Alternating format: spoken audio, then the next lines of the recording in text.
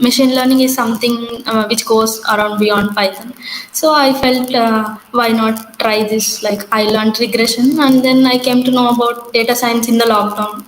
Given a lot of free time is there at the time, right? So for me, what I did up to know is data science is like working like Sherlock Holmes, finding something, investigating, like that, making fruitful stuff. End of the day. True, a little bit true. But every kind has a two faces, right? So Yeah. Hello all, welcome to Fireside Chat Season 2, Episode 1, an interactive session with the alumni of RGKT RK Valley. Let me give you a quick introduction of what is Alumni Cell. Alumni Cell basically is a single point of contact between the alumni and the institute. So today we have in our session Mr. Karthik Kuppam, who is a senior data scientist at Bosch, a German-based engineering and tech pioneer. And he is also an ex-scientist at the DRDO, and he is also an ex-project engineer at the IOCL. Mr. Karthik, we are very glad to have you here today. thank you. Thank you. Yeah. Okay. So, Anna, I must start with brief about this. myself. Yeah. First, let me begin with I have this question to you when I was interviewing you. Like, I have a set of friends who dream to work as a scientist at DRDO, and some of my friends always aim to be some engineer at IOCL, and I myself want to become a data scientist. So, how does it feel to have you live everyone's dream basically from a government job to data scientist at a company like Bosch? How does it feel like having done all this?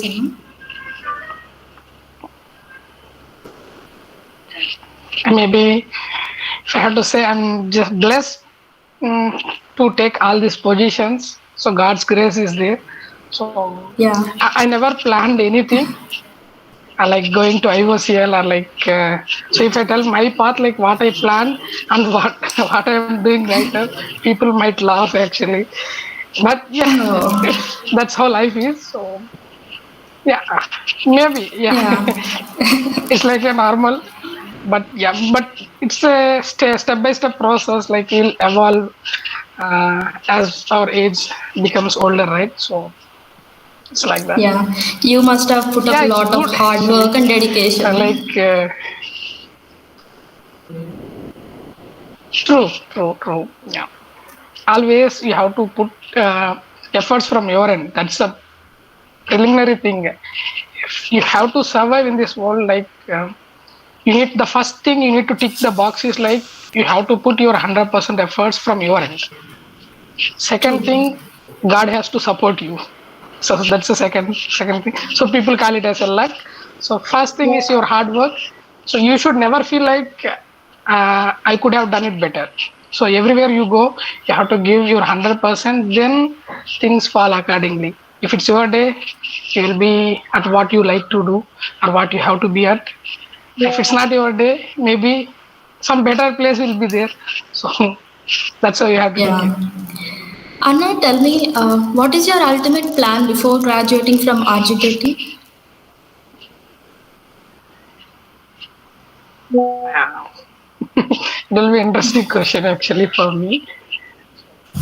I was a simple guy, so nothing in my mind. So I think 2013 and 2014, around that time. So I was in third year of my ECE. So yeah, in my mind, so there is only one goal. I need to crack gate actually, and then I need to finish my PhD as early as possible. So that like I want to be the young scientist, like a young doctor who finished the PhD as early as possible. So you can understand that was a goal I set up when I am around 20. So typically we set up our goals in amateur stage. So you will feel like okay, you should not take such goals that age. Yeah. And you actually But have AI and I was ML very in very your clear mind? about Yeah.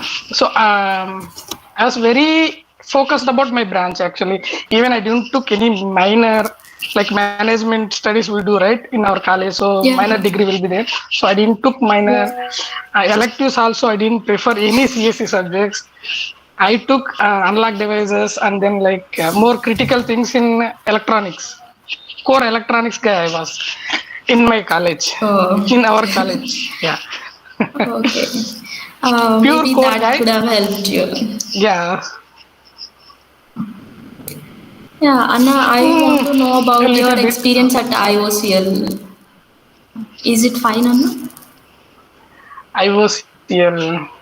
Yeah, like I how can. a day, I'll like, share. See, my whole idea to attend this session, right?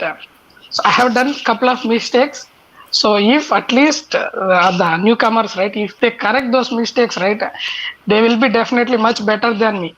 They will be much better place because that time we don't have that much exposure like what you yeah, people have now.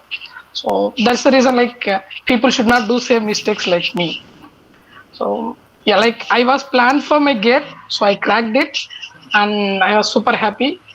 And then like I think I have placements also. We had right like typically we'll have placements. So I attended TCS that time. So everything went well. I think in the final stage, like they feel like I was unfit for them. So it was first back step for me.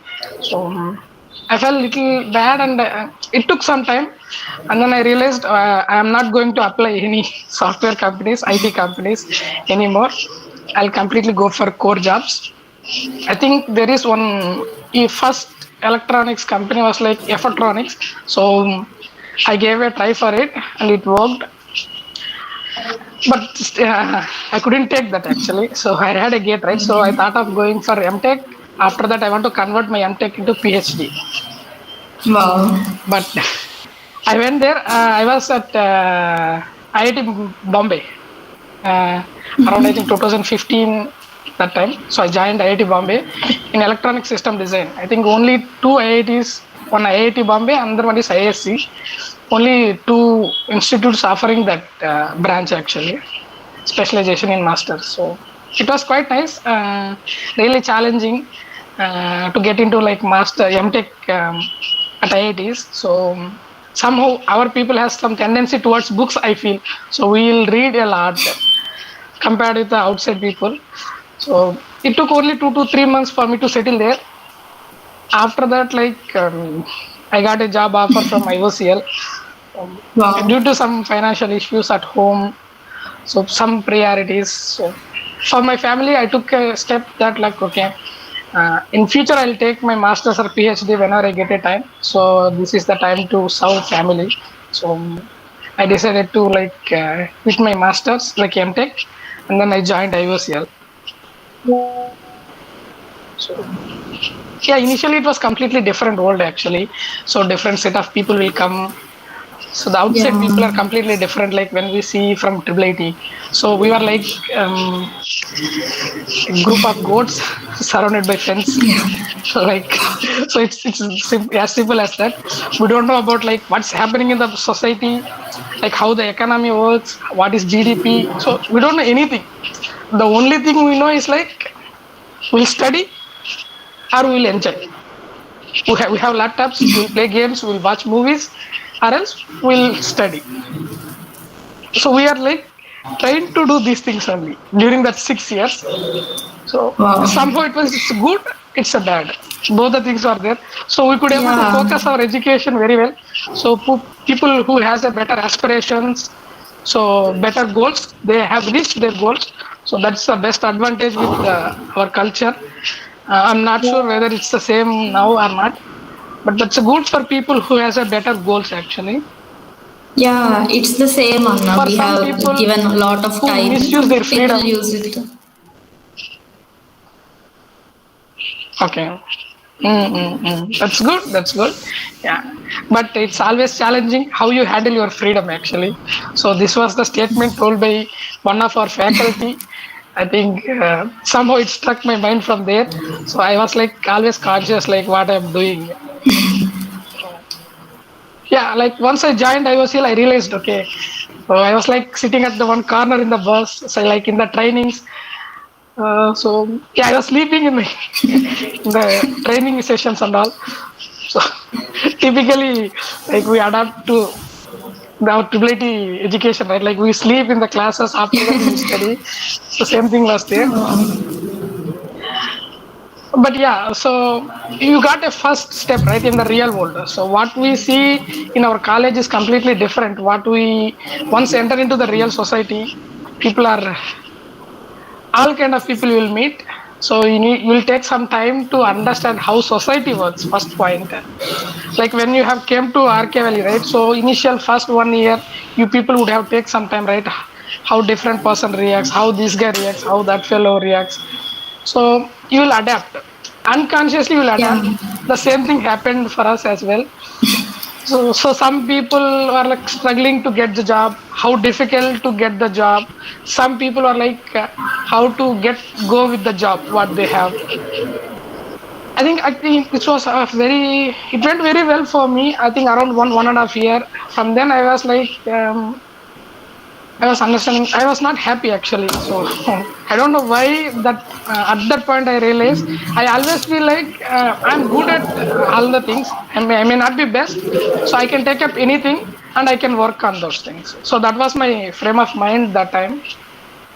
But that is not correct. I realized that was the first mistake.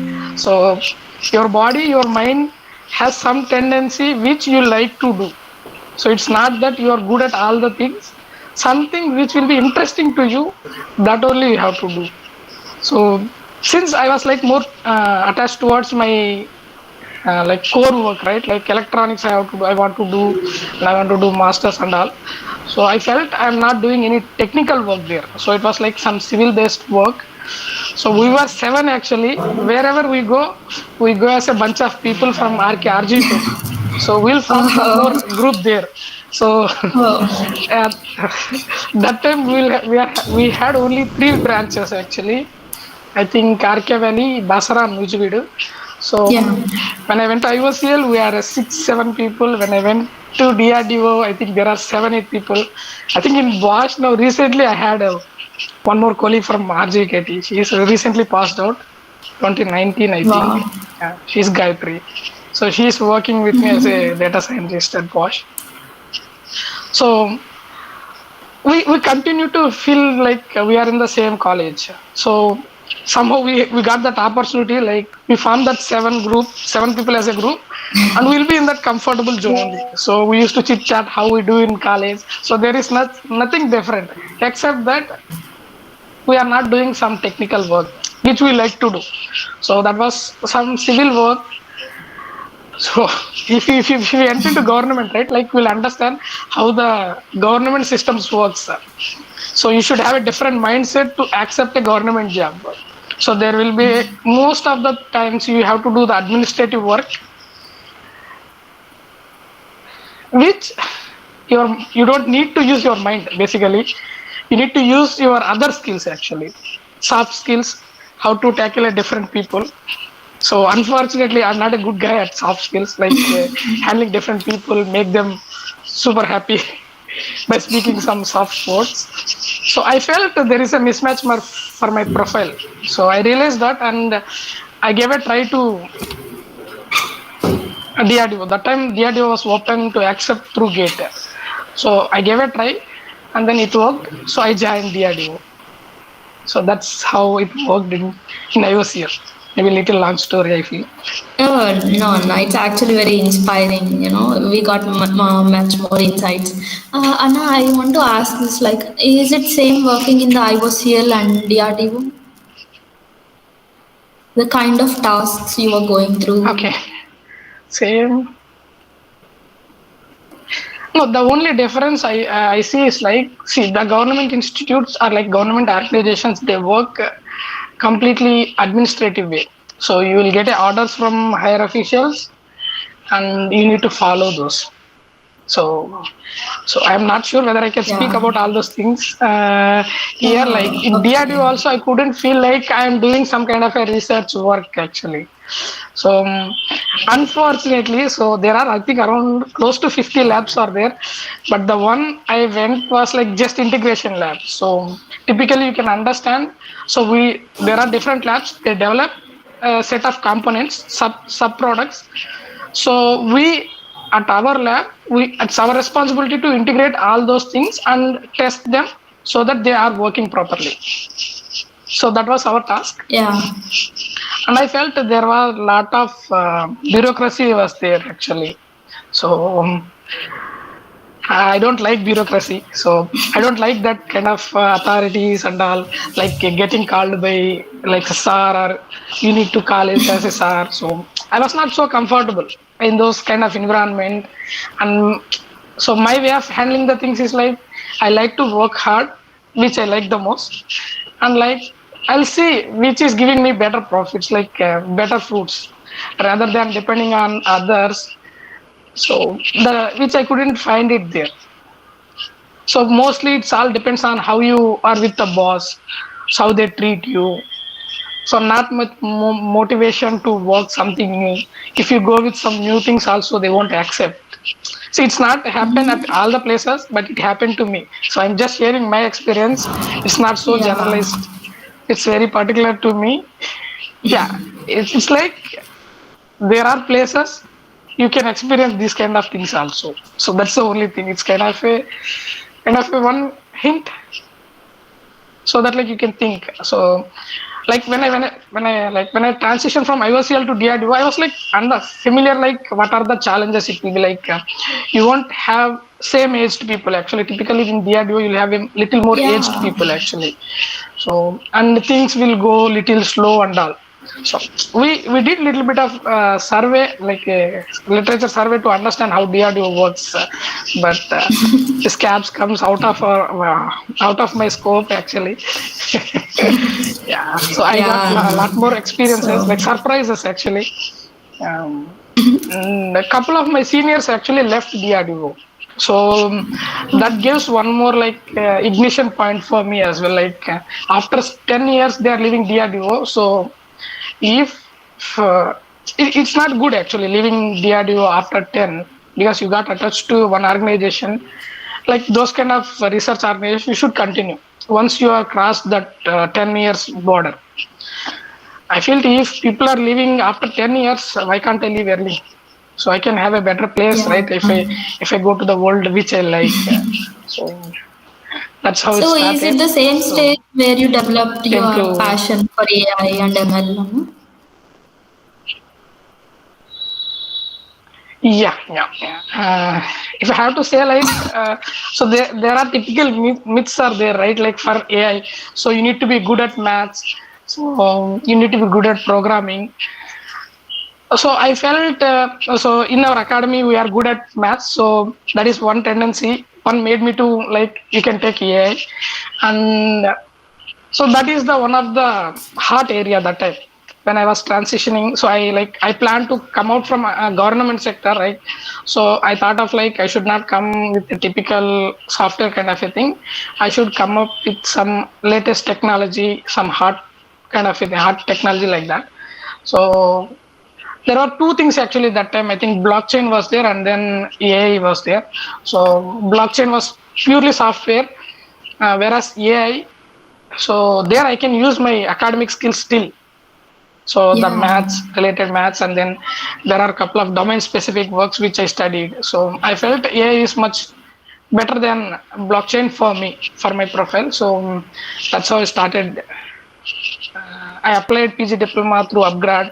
So while I was working at DRDO, parallelly I studied diploma in ML and AI. So little hectic, From but Liverpool if you love University. what you are doing, right?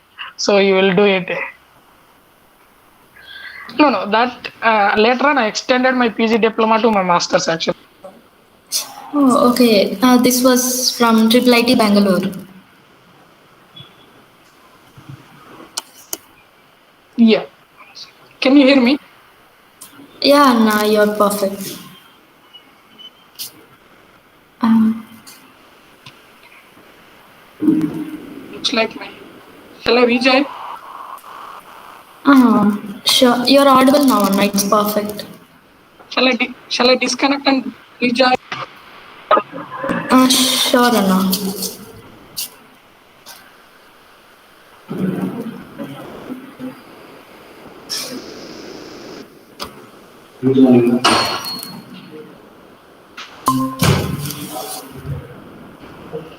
Yeah, it's better, right?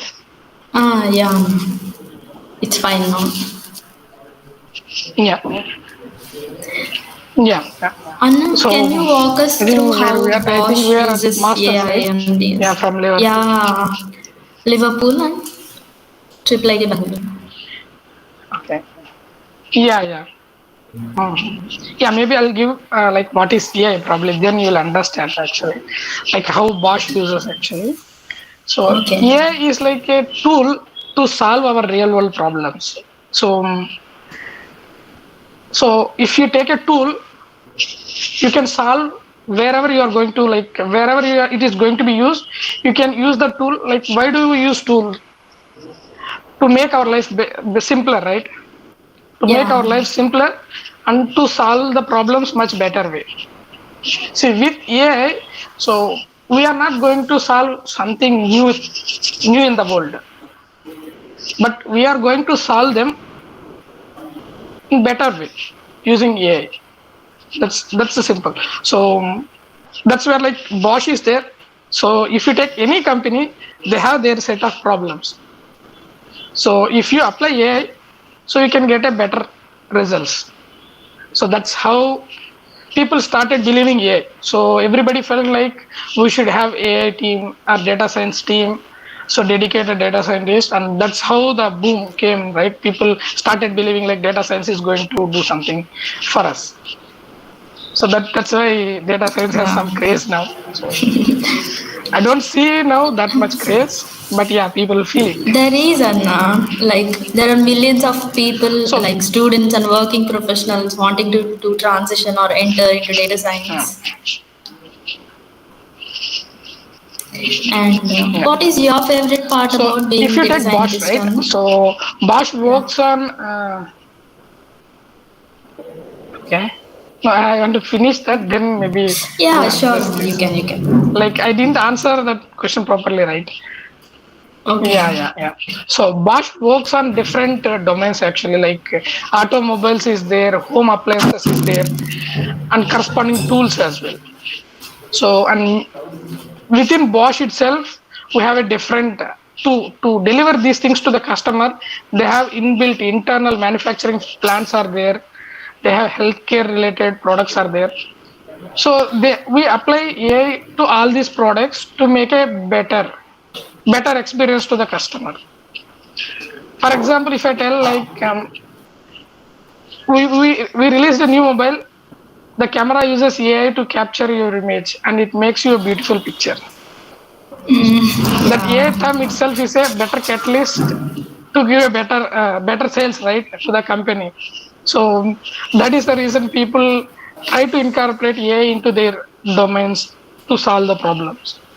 So so if you take right any business, if you take IT or any business field, right, so they need to have revenue, returns, profits.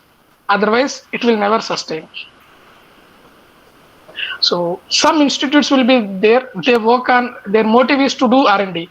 So they don't bother about all these things. They look to do more in-depth research on a particular technology. Any new technology comes into the picture, right? Like see those kind of institutes put lot of efforts to bring some breakthroughs in the technologies, and we people take the technology and we apply it to real world. So two different worlds will be there. Some works for the business, some works to like bring a breakthrough to the latest state of art solutions.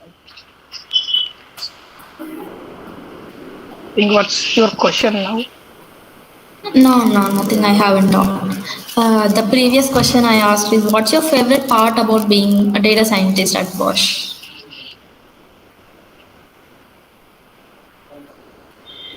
Data scientist at Bosch. So for a data scientist, the most critical thing is you will feel alone actually when you work on a problems. For us, we are a group of 30. So Wow. that is the best part of Bosch. So typically, right? So if you take any company, they have very micro niche, like what kind of products they develop, and they have a typical problems to solve. So if you take a Bosch portfolio, they have variety of domains, and in each domain they have set of problems. So we, as a group of 30 or 40, whatever it may be, so we try to address different domains, so that like each fellow has a different set of challenges and then breakthroughs and new tools techniques. So it will be little interesting to collaborate with those kind of set of 30 data scientists being at one place. Sometimes the other side of it, like, so if you are in a company, you are a data scientist, you make some progress, you give some profits and sales, so you are like a hero to them. But here you won't get that kind of recognition. So, so every place there are two. So like I said, coin will have two sides always. So Yeah. So no, Anna, what we hear most about being data scientist is it true that data scientists spend literally like 80% of their time cleaning the data?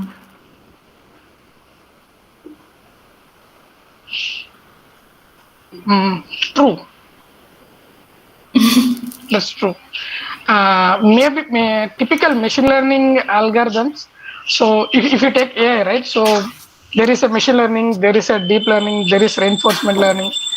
So if you take a machine learning algorithms, right, like people who works on dedicatedly on machine learning things, so they spend most of their time on this data cleaning and the feature extraction. So you can, like you said, 80% of time they spend on how you can feed, how you can extract a better data. When it comes to deep learning, so it's not the case actually. So if you take a deep learning, like how uh, at least for the image, so where I work, so you have a good structured data image, so you won't spend much time on data processing, but we'll spend more on like training the models. So training models takes us a lot of time, and then evaluating them takes some more time. So for us, Yeah. training the models takes a longer time than data cleaning. Yeah, no, I have some myths here with me. Like most of the beginners are having about data science. Let's go through some of them. There are five actually. The first is data science is same as computer science. No. Okay. So the straight answer is, yeah. Should I give explanation or shall we go with single You word can, answer? Anna. You can explain everything. Yeah, yeah. See, like I said, data science is a tool to solve problems, whereas computer science is like a completely new domain. So new environment, new society which we feel. So computer science is like you need to understand how hardware is there, how software works, and what kind of problems we'll face in software, how to upgrade a software. So what are all parts will be there in software. Similarly, how hardware, what are all the different parts, how to integrate those things, combine software and hardware to get our job done. Typically, what we study in academy. Yeah. When it comes to real world, it's a different thing. Like we do a lot of web developments, how it looks like web pages, right? Websites, what we develop, backend, how we store data. So that's a different thing. For computer science, they will have a better understanding about like how software works, how hardware, how CPU works, and then software and different types of cores, kernels. So this kind of information they will have a better. Whereas data scientist doesn't need not to know anything about it. He need not to know anything about computer and all. Computer science. Yeah, but he should know the basic, a little bit of math. Yeah, not high-fi maths also. You are not going to do any solving mathematical problems at all in data science. So there is no high-fi maths. There is no high-fi programming as well. So nowadays, like we are having auto ML is there. So auto keras is there. So you need not to code for models also. That's the scenario. Typical scenario. things are developing. Like you said, chat GPT is there, so you need not to do anything. Yeah. And this you covered the second myth too, Anna. You don't need to be an expert in mathematics to be a good data scientist. Not at all. Not at all. Not at all. But to understand technicalities of a algorithm, for example, if you want to come up with some different new algorithm, if a traditional algorithm is not supporting to solve your problem, so you need to customize the algorithm or you need to tune the algorithm. So in those cases, you should have a strong understanding of maths. So else it's not possible. And now the data science has a how to say lot of supply rather than demand. So earlier when we were there, there is a lot of demand, supply was less. So they used to take any kind of people who knows the basics of data science, they can get job easily. But now people are very conscious. The industry people are very conscious, and they want very skilled people to enter into the data science because they are getting paid more compared with the other divisions, Yeah. other team members. So they should have that skill set, better skill set, not like a typical data science. For example, if I say like for us, so we used to say like I could able to train a CNN classifier and then I can fine tune it. So that was kind of an acceptable thing early 2019, late 2018. But now it's not, they won't take it. You need to understand different algorithms, what kind of problems you can solve using CNNs. So they expect a more. As the technology matures, right? So people expect more from a candidate. Oh, okay. And data scientists will be replaced by AI. Is it a myth or fact?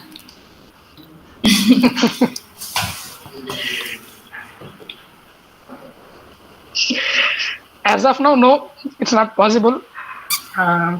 See, any kind of tool people will develop, it's like a generalization.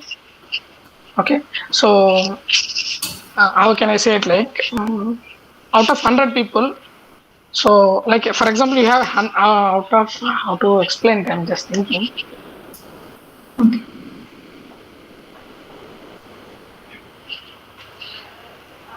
Not getting good example actually. Okay, let's consider. So for our college itself, right? Like in PUC 1, PUC 2, and engineering 1 is like a very generic, common to everybody. After that, everybody gets split into their branches to understand the details, technicalities of their group, right? So typically, any tool comes from the AI market is like they can able to solve the problem still even. So there are different sets of problems will be there in the industry. So there are general problems, so which can be solved by AI as of now.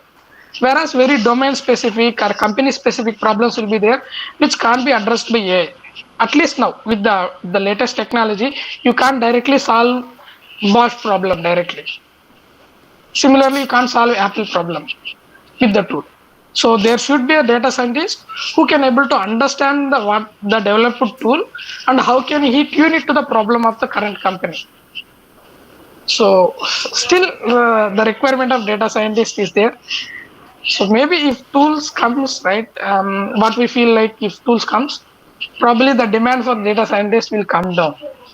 I think instead of taking 3-4 data scientists, so they will have one or two people, and then they'll make them to train to use these tools.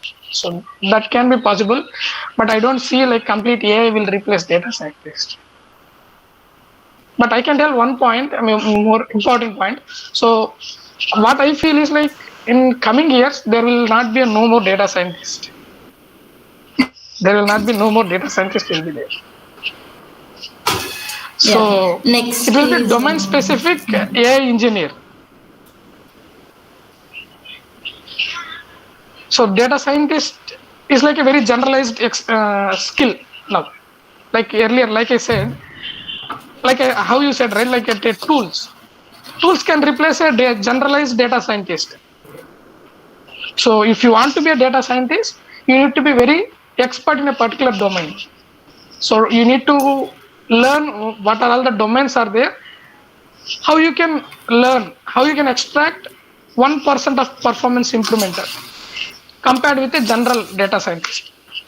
So for example, if I bring non-domain data scientist, for example, 10 data scientists I bring and I ask them to make a model. So all of them can able to make around 90%, 91% if the data set looks good. Okay, they can able to make, everybody can make 91, 90. Whereas if a domain specific data scientist comes into the picture, he can push the performance 1%, 2% better than general data scientist. So that kind of expertise people should learn to survive in the data science field. Okay. This is like a clear view of what is going on in the data science industry and all. Now, learning a tool is the most important in data science. I think you got this covered, Anna. Right? Tool is not that much important. You need to have the basics of ML, DL. You need to get up to date with the tools actually. So the core is like a fundamentals will never change for ML and data scientists. So whereas the tools will change frequently. So you need to give a little bit of importance to the tool. For example, so we are using same Python, whereas earlier it used to be 2.0 version, whereas now we are using 3 version. Yeah. So if you stick to only Python 2.2 version, so now you are like absolute. You can't be like people won't take you. So you need to get up to date with the tools. Next myth or fact is data science is all about building machine learning and deep learning models. That's what industry also felt, but that's not the case, right? So the real world is completely different actually. So it's like at the end of the day, like how it's related to the computer science, this is also one of the software at the end of the day. So if how a typical software application has to go through, right?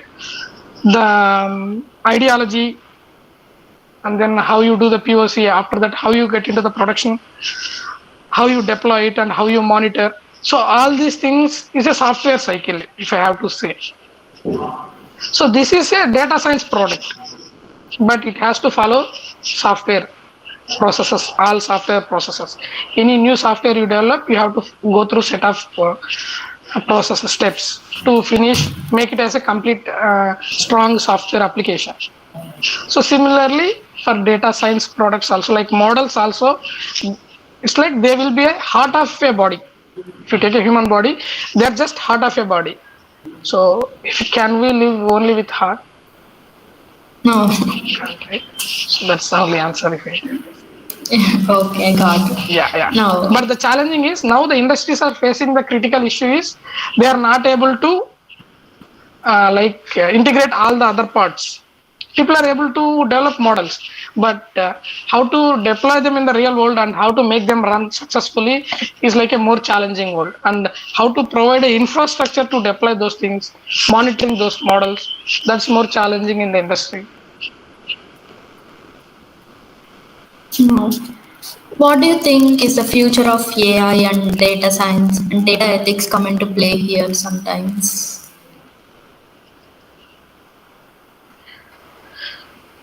Yes. So I think if you take right Bosch plays like how to say, they give more importance to the safety of the society, like safety of the customer, rather than technology. Like if you take Tesla and all, they give high priority to the technology. They want to come out some new product if they have some latest technology. Whereas Bosch gives more priority to the society values. They have values. So if any new service, new product developed by Bosch, so if that doesn't qualify these values, so we won't release it to the market. So I think it has to come because you can misuse AI. So if you start misusing it at the end of the day, some other will come into the picture and they will ask you to stop doing it. So once they come into the regulations comes into the picture, things will go really bad. So people has to be conscious about what they are doing with AI. Yeah, Anna, I actually read this somewhere on, I think, Quora, I think, that there is this post called, there is some kind of data, actually including pictures. The data is completely biased. They actually told it. The data is biased that it says most like almost 70% of the criminal records are on the African people. The dataset is usually US based. What it actually does is it kinds of predicts when the next crime is going to happen by the same person. They actually had this data, they ran some models, and they come up with okay, this maybe during this time, this person or this guy can repeat the same kind of crime. So, having been said that the data set is biased, so now what kind of data ethics or how do you actually come up with a solution for these kind of things?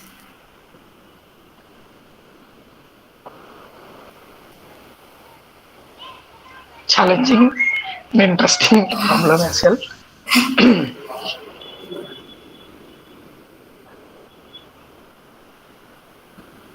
Like, what will be the solution to handle this kind of things, right? That's what your question. Yeah. Any modifications in the algorithm? What I feel is like, no, no.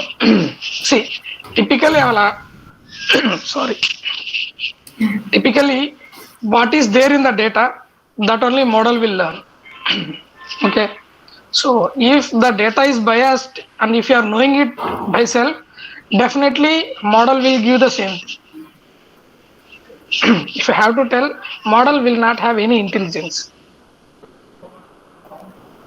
Model will not have any intelligence. It's just replicating our intelligence basically. That's why they call it as a artificial intelligence. So Yeah. what is there in the data, that only will be reflected by the model. Okay. So if the data itself has a biasness, I think you should correct it. You should correct it before giving to the model. Sometimes it's very hard to find that bias also, unless until you train a model and you understand, okay, this is how the things are coming, then you feel like, okay, there is a bias in the data set typically. So typically this feedback will be there always. You run an experiment, you see something and you try to correct it, and then you run one more time and you will see something else and you try to correct it. So this kind of feedback will be there in the data. So recently, I think there is a trend, right? How you can make, for example, earlier, as much as data, how huge your data set is, uh, that is the next level to the best model you will get. That is the best model you will get. Yeah. Better data, better model. That was the statement. But now, recently, I think last one and a half year, the trend has changed. How quality your data set is, rather than how huge your data set is, how quality your data set is, correspondingly, the quality of the model will be there. If your data set doesn't have any quality and you feed a lot of data, so still model can't able to tackle that corner cases, like you said, that's bias and all. So rather than you put more efforts towards data preparation, how you collect the data, how you label the data. So try to make more quality data sets so that you can expect a quality model. If you give a bad data set and if you expect a best model, it's not possible. But AI can try to give a better model, but may not be the best model. But if you provide a best data set to the model, I think you will get a best model. Yeah. Did I answer your question? Yeah, Anna, perfect. It's like I also felt the same. Like we have to fine tune the data set or something like that. Now, the most interesting question of the session, that is ChatGPT versus Google. Okay. Yeah. I'm not so much exposed to this chat GPT actually, because I am like complete CV domain candidate. So mostly I work what trends are getting in the image field and all. So I don't put much efforts. NLP is completely different thing. Even though we use the same deep Yeah. learning techniques to address the problems, it's completely different thing. So yeah, it's changing the You can things now. actually That's what walk I us said, right? through about the Tesla's Whatever I said, autopilot right? mode. Tesla's autopilot mode. Yeah. So I think if you take a autonomous car, right? Typically, autonomous car will have a different stages actually. So L2, L3, L4, L5 will be there. So our ultimate goal is like a L5. So where L5 is like a there won't be driver necessary. Driver is not required to drive a car. That we call it as a L5 autonomous driving car. So, is it L5? I think Tesla's right. I'm not sure, right? Yeah. Um, but as far as we concerned, right? So we are currently targeting L3 cars only from the Bosch. So we have a lot of OEMs. So we provide sub parts of this autonomous driving car. It's not like we completely provide. So we provide sub modules of this autonomous parts were completely related to the perception. Okay, so L4 is like okay. Let me finish that level. So L4 is like so you will have a minimal human intervention. So driver will be there. 90% he will take rest. 10% he has to be little conscious. So in L3, so driver will be 50% and AI will be 50% will be there. In L2, driver will be 80%, AI will be 20%. I think currently now I think Mahindra XUV700, they said like they have ADAS features and all. So it's we call it as a L2. For example, cruise control. We just get into the lane and we'll say to go. So it won't control its speed and all. It will follow the same speed. Even if the obstacle comes, it will hit. Okay. So that's the thing. When it comes to L3, so it tries to understand if there is an obstacle. So it will try to stop there and it will look for the other lane. So if the other lane is available, it will take a lane change and then it will drive. So that is the difference between L2 and L3. L3 is like a simple tweaking. L3 is like a little better, and L4 it can able to handle traffics and all. It can stop a traffic and it can start and it can take turns. All these things can be possible, like getting from narrow road to the highway. So all these things comes into L4. So L5 is like completely you can able to handle everything.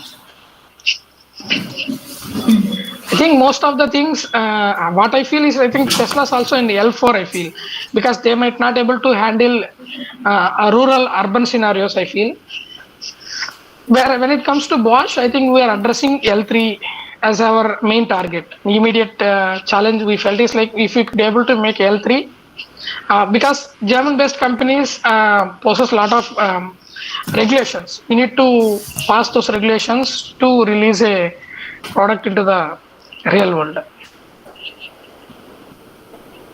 Yeah. So if you take so that's how the classification, right? So if you take a solution itself, right, so it will have a different components. So mostly we work on a perception thing. So perception is like, so you will perceive what is there in your surroundings. You try to understand your surroundings first. So like what is your any obstacle is there, is it traffic light is there, is the car is there, like a pedestrian coming into the picture or not. So this kind of information you'll use a different sensors like a camera, lidar, and then radar. We use different kind of sensors to perceive the environment first. First we perceive the environment and then we understand this environment and then we'll plan how to proceed, how to take the next step. So that they call it as a planning. So I think for perception, we use typical deep learning based algorithms. Whereas for planning, I think currently they are trying to use reinforcement learning. So we have a typical geometry based planning earlier. Now reinforcement learning trying to replace that traditional geometry based planning and all with reinforcement learning. Yeah, that's actually like a brief view of all covering the autonomous driving vehicle things. Like, Yeah, look, have you maybe there ever might be some looked mistakes, back but and I'm telling with my best of my no? knowledge.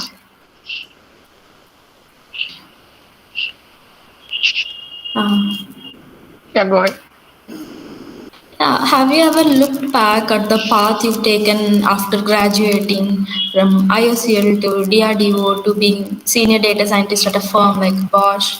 Have you ever felt, do I need to take all these hurdles? And I know it is not such easy task to transition into data science after being in the government job, but you've taken that risk and it led here. You're in a better position than you were at 5 years ago. What do you think are your success factors?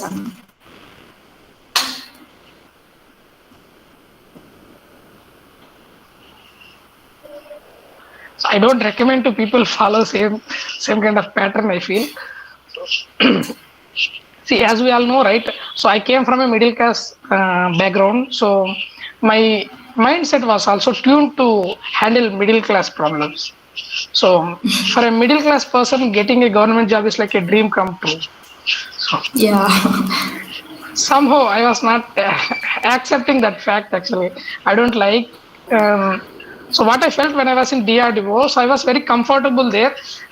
If I don't do work, also I can happily lead my life till my 30 years. Next by 35 years till my retirement.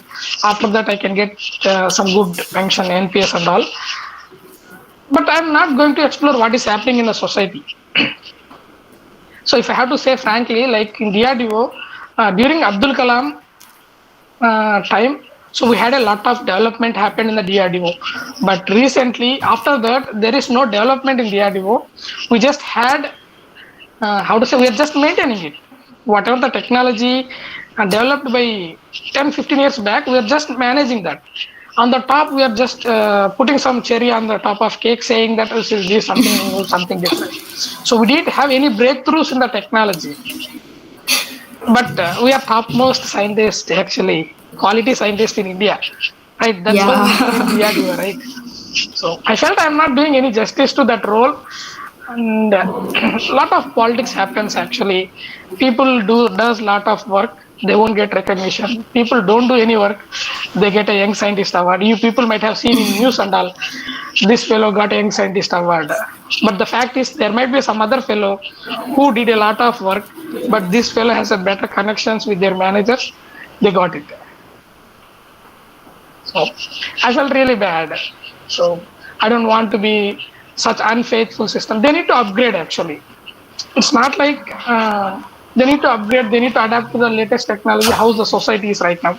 So they're still following that old British time rules and all in the administration. So they need to come up to have a young people like us in their ecosystem. So else we find our lifestyle, right? If our lifestyle is not matching with them, so we try to find a better place. See, I'm not sure about how my future will be, but at that moment, I feel I'm at better place. Like you said, right? Like you are also feeling I'm at better place. So I'm feeling I'm better Yeah. place. So need to see how it will be in future. But definitely, a lot of learnings are there for me as a person. I was like much settled when I was in DRDO, but not for a long time. So I realized this is not going to be my place. So till that time only I was like comfortable. After that I started looking like how I have to come out from this. So there is lot of scope to learn when you come out from those kind of places. It says like, yeah, there are some set of people who likes our position and all. So they'll be super happy staying at those kind of government organization. So a lot of my friends still stays there. So it's good. It's good. It's all about how your mindset and your character. So all kind of people has to be there in the society to make it successful, right? So we are like another part of the. We are also a small part of that community. Yeah, and we have some questions from the chat box. It is actually live streaming in the YouTube. And someone is asking like, can a third year mechanical engineering student do masters in AI and ML and have a career in data science? If you have studied maths, so you can definitely do AI at any point of time. So if I have to tell, so there is a 10th graduate, he could able to do a model training. So if you are engineering second year, definitely you can do much better than him. So there is no limitations to data science, but to survive for a longer time, right? So you need to get into any one of the field. You need to pick your field which is more interesting for you, and then get that knowledge. Domain knowledge is more important rather than directly getting into data science.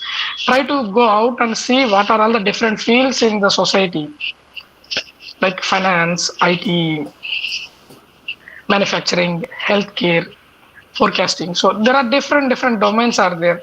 How, like, each domain has their own problems. So if you can't get dirty with those things, you won't understand their main problems. You will handle them as a general data scientist. So that won't solve the purpose in coming years, I feel. Yeah.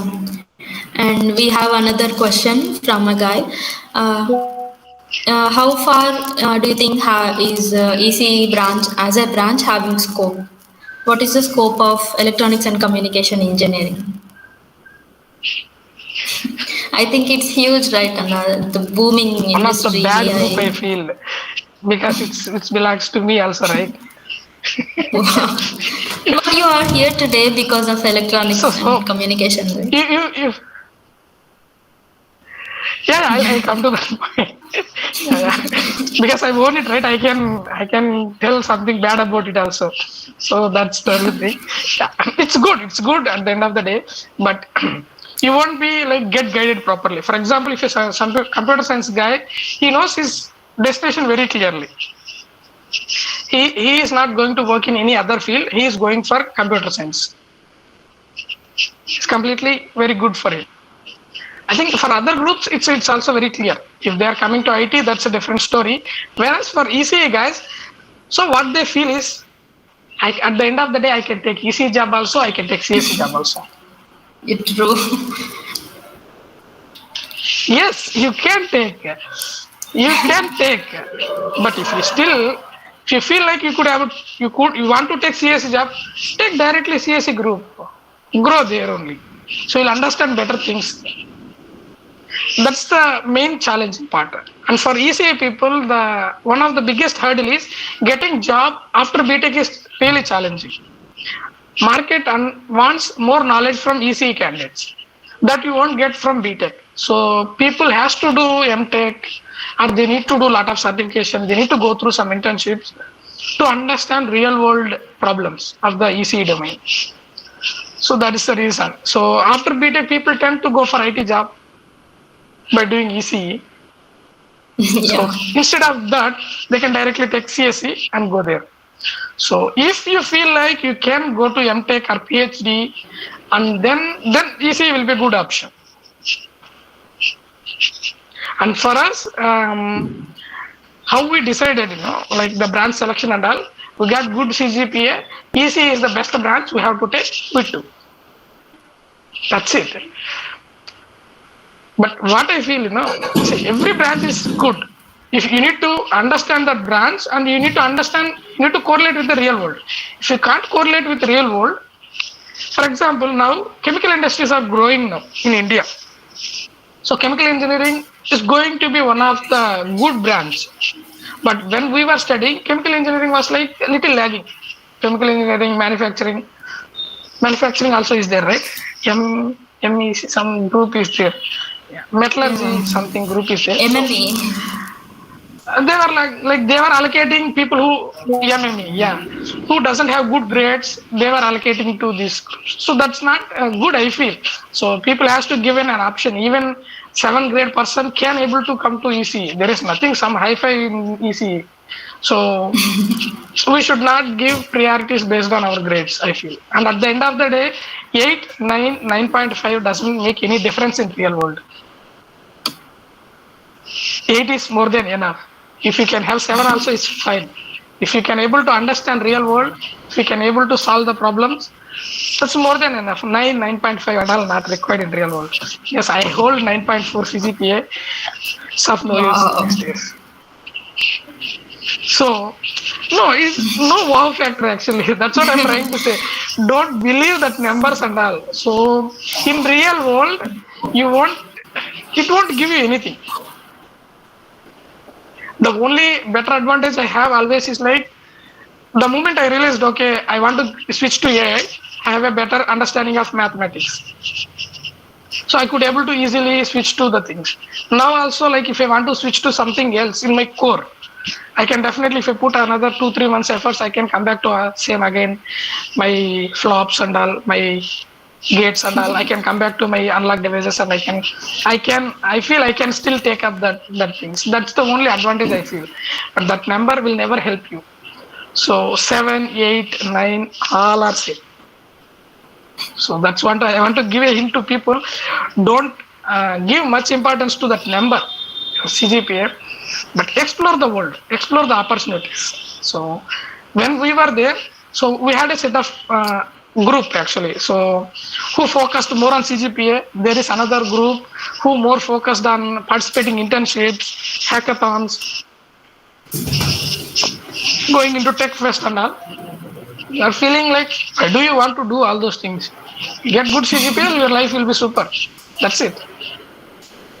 That's it. But that's not the case actually. So they have a better exposure. They understand the real world very well. So they are much better than places. I think some of the people went to outside India, US, UK, they did masters there. They settled much better.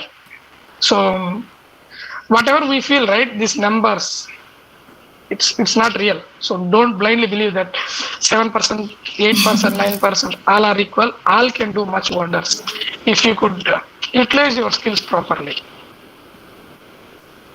Yeah, and we want tips from our senior data scientist for the beginners like me who are trying to get into data science as a fresher.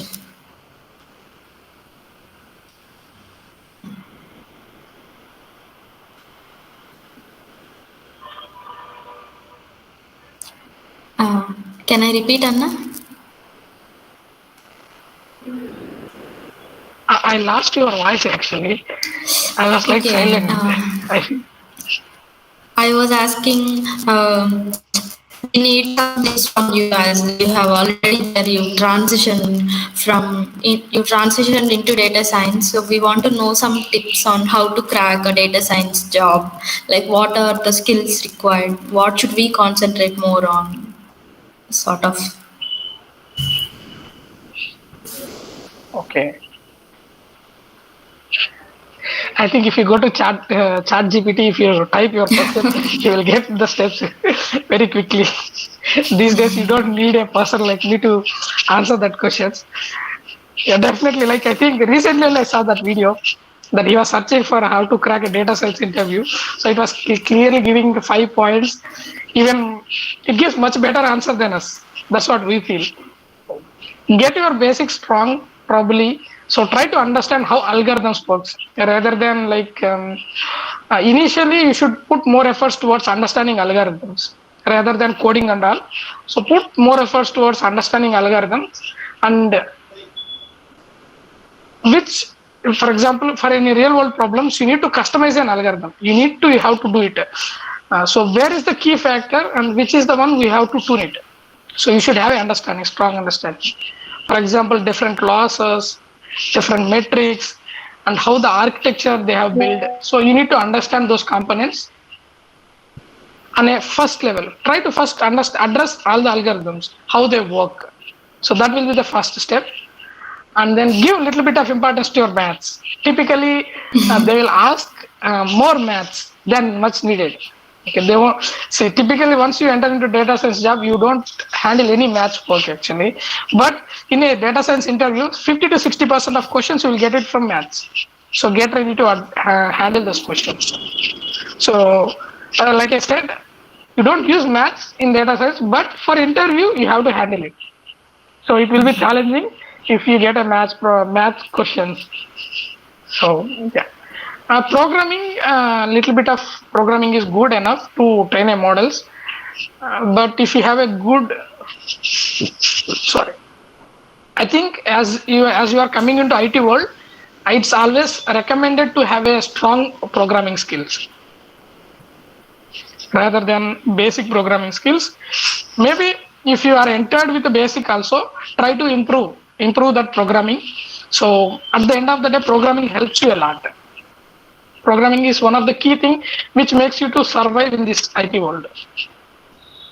Yeah. After that, you people can search from the internet like what are the typical data science questions, and similarly there will be answers, so you can address it. So as a basic things, I think you people have to do these things. I think in the academy itself, if you got this kind of exposure, so you'll have a strong understanding. I feel we didn't get that kind of exposure that time, so yeah, you people are lucky. I feel can able to explore AI now itself. Yeah. That brings us to end of the session. Um, yeah. Thanks for joining all the way from Bengaluru, Anna. It's like we both talked about the future of AI and what are the things happening in the data science, your tips and things not to repeat from your experiences. We got everything covered under this talk. Thanks for joining. We will remember everything you've told. Thank you. Yeah. Yeah. So the disclaimer, end disclaimer is like, so what I spoke, all are my experiences, not a generalized things. So don't take it as a generalized statement. Okay. So this is my experience. You may not able to face the same experience when you go there. Yeah, that's the only disclaimer I want to say. Yeah. Sure, Anna. I We'll keep think that in it's mind. wonderful. I feel like if it was like a real, I would have felt better. So on a virtual system, so I couldn't see the faces, the young face. Oh, you can, Anna. If you have time, you can actually come here all the way. We are very eager to talk to you about all the talks of AI. Something. It's always so good to hear Let's see when the from time is. somebody So else from definitely, Quora than from our own seniors, right?